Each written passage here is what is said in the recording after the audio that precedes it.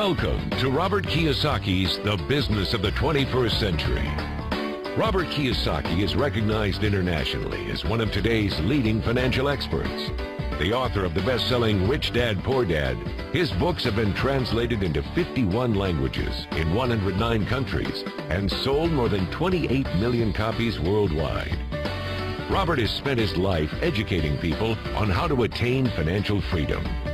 Now, through this special video presentation, he explains why network marketing is indeed the business of the 21st century and how you can take advantage of its opportunities to create the life you desire. Hello, I'm Robert Kiyosaki. I'm the author of this book, Rich Dad, Poor Dad. I want to welcome you to the business of the 21st century. For those of you who may not be familiar with this book, it was published in 1997, it was a self-published book, and it went all around the world, and in 2000 it made the New York Times bestseller list. It was the only self-published book that made it. And at the same time, a woman named Oprah Winfrey called, and I went on her show to talk about Rich Dad, Poor Dad, and voila, suddenly I was a famous individual. So today this book has now sold approximately 25 million copies in 100 different countries and 50 different languages. So today, Rich Dad, Poor Dad is the #1 personal finance book ever written. So Rich Dad, Poor Dad is a very simple story of my two dads. My real dad was the head of education for the state of Hawaii. Great guy, PhD, like I said, head of education, smart guy, but he also ran for lieutenant governor of the state of Hawaii as a Republican. Unfortunately, he lost, and he ultimately died poor, so that's why I call him my poor dad. My rich dad, on the other hand, didn't finish school, but he ultimately became one of the richest men in Hawaii.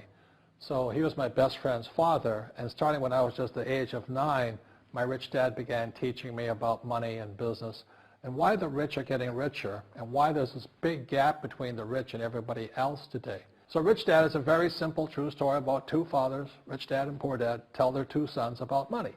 And it was my poor dad always said, go to school, get a job, work hard, and all that stuff.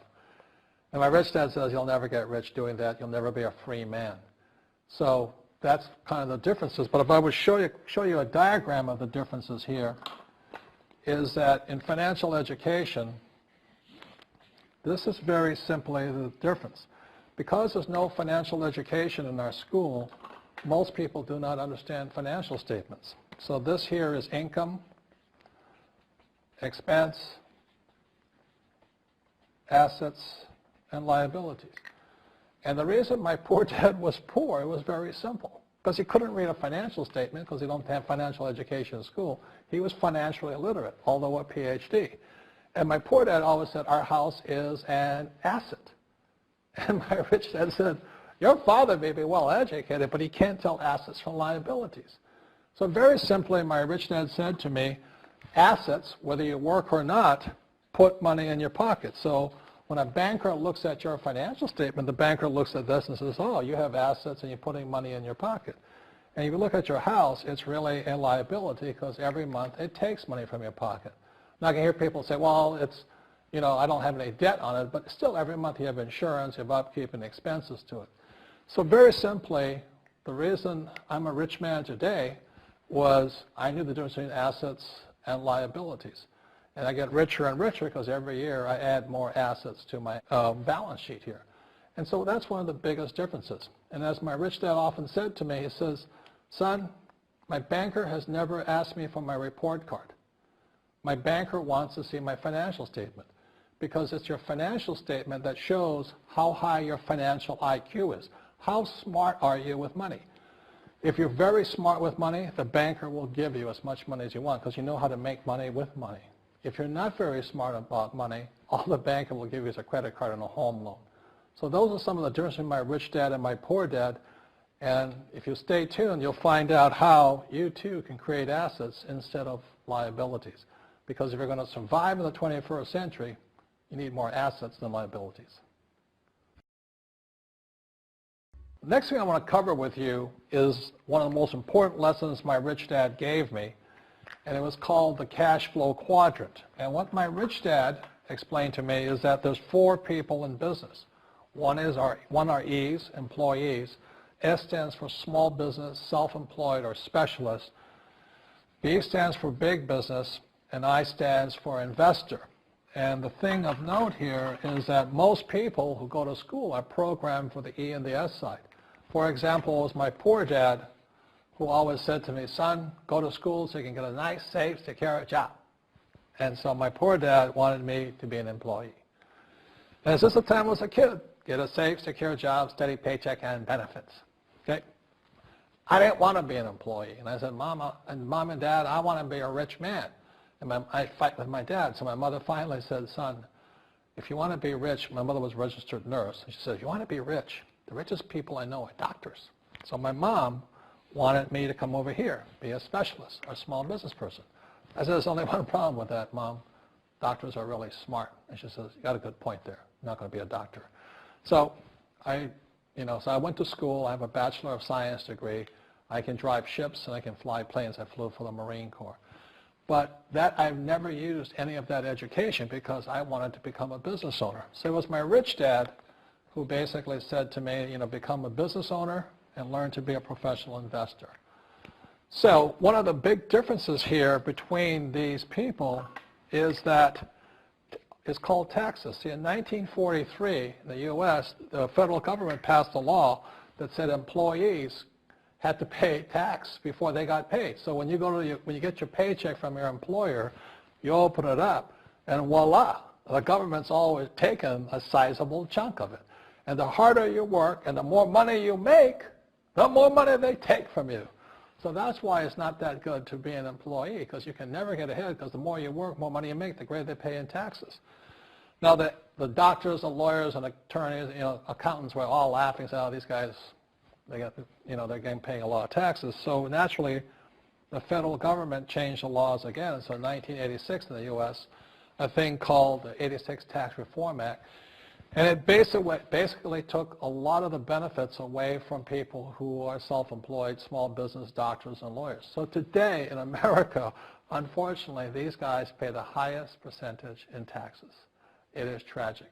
And a lot of people think they're investors, but what they're really doing is they're just giving their money to people like mutual funds, companies, and all that. So they're investing, but they're not really investors. See, the big tax breaks are on this side. The laws are pretty tight here, but this area is very, very gray. So by being a business owner on the right-hand side of the quadrant, you can make a lot more money and pay a smaller percentage of taxes legally. And the key word is legally. In the investor quadrant, it is possible to make millions of dollars and pay 0% taxes legally. But you've got to know the difference. So one of the beauties of business for the 21st century is it allows people to make the transition from the E and the S side to the B side especially. And so you can become a big business owner. And the difference between an S and a B, small business and big business, is most of these guys can't quit working. Most small business owners, if they stop working for more than a month, the business collapses. They don't really have a business. Most of these people own a job. So the beauty of business for the 21st century is it allows these people to make the transition to the B side so that you don't have to keep working hard for money, and the money can actually come in passively.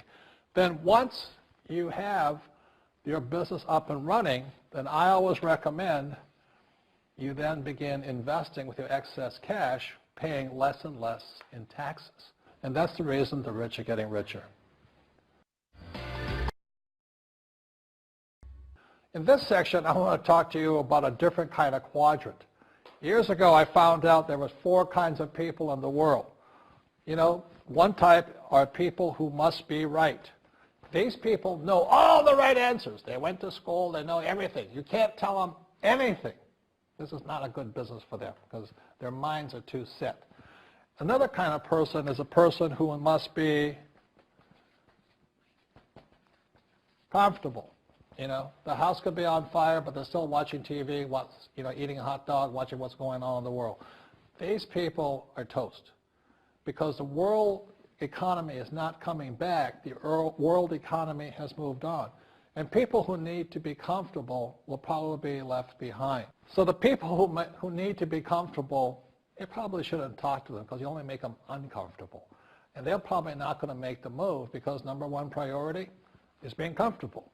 Another kind of person is a person who must be liked. They want to please everybody. this is probably not the business for them either, because they want somebody else's approval. They want to be the good little boy or girl saying, I did the right thing, didn't I? You like me, don't you? And so they'll probably not be successful in the 21st century because they'll probably want to be liked by people who have to be right, and people want to be comfortable. All right, good, be comfortable. All right, you're very right. That's probably being liked. But the business for the people of the 21st century are people who must win. And that's where I am at. One of the best things I was taught in the Marine Corps and at military school is not how many times you get knocked down, it's how many times you stand up. When somebody knocks you back, what do? Oh, you hurt my feelings? You'll probably not be successful. The world will probably pass you by. Because as I said, the world economy is moved on. It's not coming back. So winners will win. But winning takes sacrifice. Success takes sacrifice. And these are the people who will do best in business of the 21st century. So when you're talking to people, about this business, you have to look at them and ask yourself, is this person really just going to be liked and they'll tell you what you want to hear? Or they're going to argue with you because they know all the right answers? Or they're going to get very upset with you for disturbing them? So what you're looking for in the network marketing business are people who want to win. People who know the economy has moved on. You'll find every race, gender, age, and background in network marketing. But what they really want to do is they want to win. It really is a true playing field in the world, but not for these people. These people will be left behind. Network marketing is for people who want to win because network marketing is the business model of the future. If you want the government to take care of you, then just keep doing what you want to do. It is possible for everyone to win, but the problem is you've got to commit to it. You've got to say, this is what I'm going to do. I'm going to dedicate 5 years of my life. You want to look at the leaders and say, those are the people I want to be like. Those are the kinds of people I want to hang out with. That's what you got to say to yourself. And I want to help other people do what I want to do and win in life. And that's why I support network marketing, because it really is the business for the 21st century. As an entrepreneur, I have built many businesses from scratch. And as some of you know, a lot of them crashed also. Statistics show that most new businesses fail within the first 5 years, 90% in fact. And of the 10% that survive, the remaining 10% crash in the second 5 years. So in other words, most are gone in 10 years. So I've looked at many different models, and one that stands out for me is network marketing. And the reason for that, it takes very little upfront cash. It's low overhead. You can do it part-time. It means keep your daytime job, but do this part-time. And once the business is up and running, it can generate enough income so that you can move from the left side to the right side of the quadrant.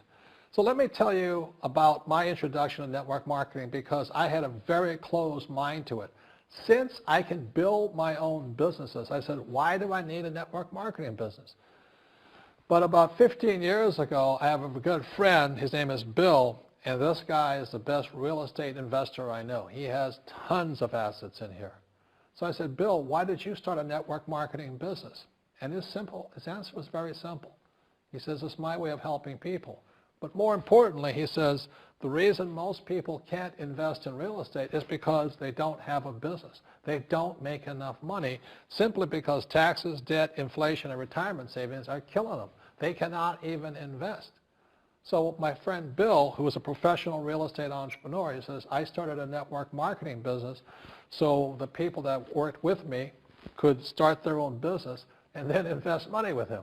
So with that, I realized then that network marketing wasn't about making money, but it was about helping people to help other people make money so they become financially free. So the beauty of network marketing, I said, like it's very low entry point, doesn't take much money, you can do it part-time. And where you profit is in most big corporations is they spend millions, sometimes billions of dollars in advertising. So rather than give that money to advertisers, network marketing depends on building a network. It's called word of mouth, like you recommend a movie to a best friend. So really, the reason I support network marketing, because it's not about selling. It's about people helping people build assets in the asset columns, becoming business owners, and then becoming investors, rather than going through all of this here, which most E's and S's go through.